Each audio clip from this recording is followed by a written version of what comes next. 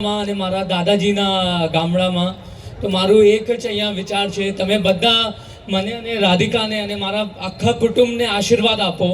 હું અહીંયા આપ બધાને આશીર્વાદ લેવા માટે આવ્યો છે.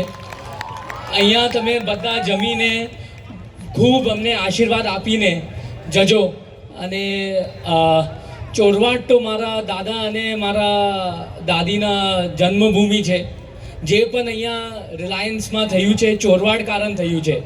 દાદાજી ચોરવાડના છે અને મારું અહીંયા મારું એક વિચાર આવ્યું કે એક ધીરુભાઈ ચોરવાડથી ઊભો થયો તો અહીંયા આ ગામથી 10 ધીરુભાઈ ઊભા થવું જોઈએ, આવું મારું વિચાર છે.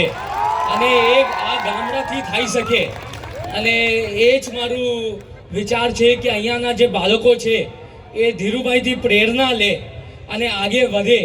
અને અહીંયા આગલા 10 વર્ષમાં અહીંયા 10 ધીરુભાઈ ઊભા થવું જોઈએ. અને આ ગામડામાં આ શક્તિ છે, આ મને લાગે છે.